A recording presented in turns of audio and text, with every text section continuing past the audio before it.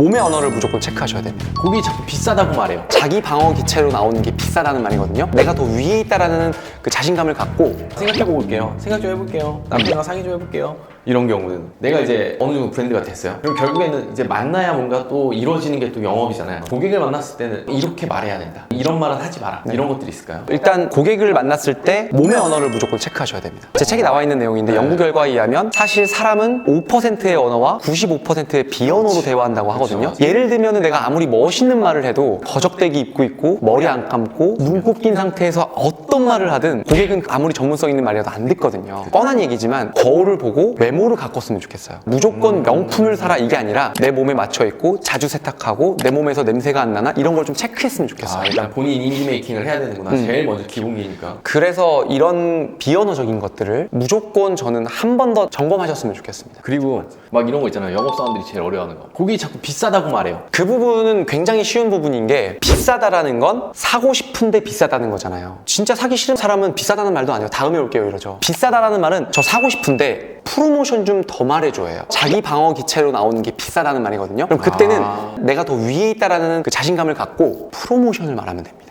뭐 하나를 던져줘야 되네요. 영업사원들이 자기가 줄 수 없는 권한이라는 게 또 있잖아요. 근데 그 요즘의 시대에는 그 던져주는 게 두 번째 주제로 이어갈 수 있거든요. 물질적인 거로 껴주려고 하지 말고 경험을 껴주시는 게 훨씬 좋습니다. 이게 사실은 돈이나 물건이라는 건 나 말고 다른 사람도 줄 수 있어요. 근데 경험이라는 건 나밖에 못 주거든요. 예를 들면 물건은 구닥다리가 되고 화폐 가치는 떨어지지만 기억은 점점 더 좋은 기억으로 부풀어진다는 거죠. 너무 물건이나 물질로 다가가려고만 하지 말고 나라는 사람을 만나서 그 사람이 새롭게 겪을 경험, 추억, 행복을 그거는 나의 외모가 될 수도 있고 젠틀한 멘트가 될 수 있고 아부가 될 수도 있고 그래서 그 경험적인 거는 시간이 지나면 지날수록 더 깊어져요. 야, 너 이 영업사원 벤츠 판매 1등이야. 이 영업사원이 나 옛날에 엄청 잘해줬어. 이렇게 추천을 해주지 이 벤츠 영업사원 야 300만 원 빼줘. 이렇게 하진 않거든요. 경험을 그렇게 팔았던 사례 있으면 하나 얘기해주면 좋을 것 같아요. 예를 들면 저 같은 경우는 똑같은 옷을 판매할 때도 이 옷의 기능성이 어떻고 고어텍스가 어떻고 이게 아니라 고객님 우리가 등산 갈 때 3000cc 자동차 머리에 이고 가세요? 50평짜리 등기부 등본 이마에 붙이고 가세요? 거기선 다 똑같아요. 거기서 나를 자랑스럽게 나를 어깨를 으쓱하게 나를 대단한 사람을 만들어주는 건 등산복밖에 없어요. 이거죠. 경험이잖아요. 맞네? 자동차, 집 거기 올라가면 다 필요 없네?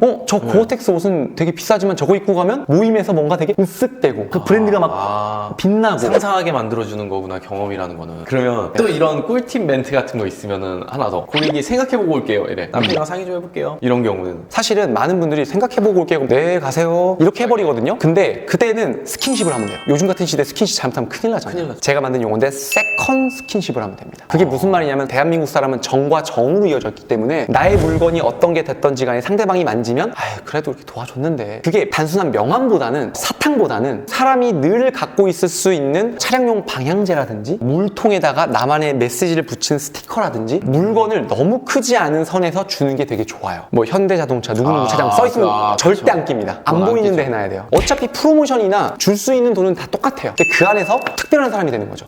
좀 더 센스 있는 뭔가가 필요한 거구나.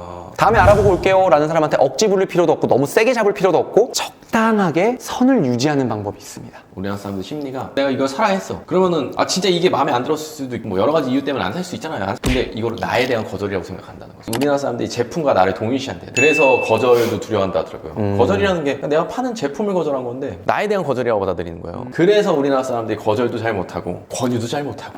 우리나라 사람들이 그래서 전 너무 좋아요. 나만 튈 수 있잖아요. 저는 그래서 되게 돈이 안 드는 한 모든 노력을 하자주의거든요. 그리고 거절 멘트 중에 또 하나가 뭐 남편이랑 상의해볼게요. 그런 때는 어떻게 반론하면 좀 좋을까요? 아직도 실적이 안 나오는 것이 DB의 문제라고 생각하시나요? 당신의 영업 실적을 바꿔줄 단 하루의 기회, 저의 모든 노하우 공개할 테니까 꼭 참석하시길 바랍니다. 참여 방법은 본문 링크에 넣어놨어요. 일단 남편이랑 상의해볼게요 하시는 분들도 조금 회피의 성향인 거예요. 솔직히 말씀드리면 여러분들이 했던 설명이 안 와닿은 거예요. 당신 설명 별로야, 지루해, 그만 설명해, 나 안 산다니까 이 말을 내 입으로 하기 민망하니까 그래서 그런 얘기를 자주 듣는다. 그럼 나의 PT를 되돌아봐야죠. 이거 혹시 누가 쓰실 거예요? 라고 물어보면 돼요. 제가 쓸 건데요. 고객님이 쓰실 거는 아마 고객님이 선택하시는 게 가장 정답입니다. 어떻게 한 번 더 설명드릴까요? 이 정도만 하세요. 진짜 괜히 소비 프로파일러가. 부끄럽습니다. 또 재밌는 게 또 자영업자 하시는 분 또 많잖아요. 자영업 자영업자 하시는 분들한테 제가 또 팁을 하나 드리고 싶은 게 있어요. 네. 메뉴판을 바꿔야 돼요. 예를 들면 광어 9,900원이에요. 그럼 사람들이 광어 9,900원 먹으러 가죠. 메뉴판을 딱 열었더니 광어 9,900원짜리가 있고 오징어 3만원짜리가 있고 모듬 스시가 10만원짜리가 있어요. 왜 자꾸 메뉴가 비싸죠? 이렇게 되는 거예요. 그래서 메뉴판을 거꾸로 하세요. 예를 들어 볼게요. 메뉴판이 모듬 사시미 10만원짜리 있고요. 그 다음에 5만원짜리 있고 2만원짜리 있고 9,900원짜리 있어요. 9,900원짜리 먹으러 딱 들어갔다가 10만원짜리 보고 어떤 현상이 일어나는 줄 아세요? 한 번 올라간 눈은 절대 내려가잖아요. 그것처럼 처음에 눈을 10만원짜리로 딱 뒤면 아유 그래도 야 이 집에서 중간은 먹어야지. 그러면 광어 9,900원짜리 집이지만 중간 메뉴가 훨씬 많이 나가기 시작하는 겁니다. 메뉴판은 비싼 것부터 밑으로 내려가면 고객이 메뉴판을 보면서 피로도가 점점 줄어드는 거예요. 이거를 심리학 용어로 멘탈 어카운팅이라고 해요. 심리적 회계라고 합니다. 세일즈도 보면 진짜 심리학의 기술이에요. 이것도 오늘 이 영상만 봐도 영업 세일즈 하시는 분들한테 필요한 엑기스는 진짜 다 모아진 것 같아요. 그럼 이제 마지막으로 우리 안대장 TV를 시청하시는 분들에게 한마디.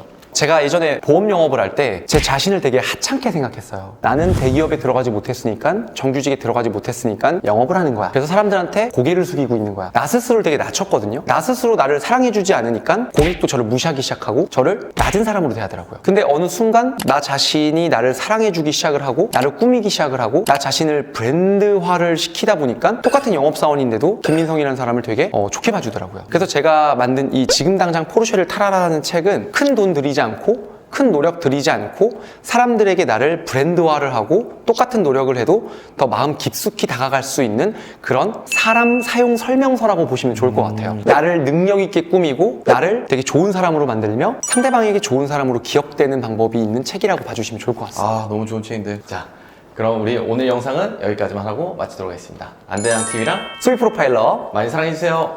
안녕. 고맙습니다. 아직도 안대장 TV를 구독하지 않고 계신 분들이라면 구독 버튼 잊지 마시고요. 우리들의 더 나은 삶을 위해서 다른 영상들도 꼭 시청하시길 바래요.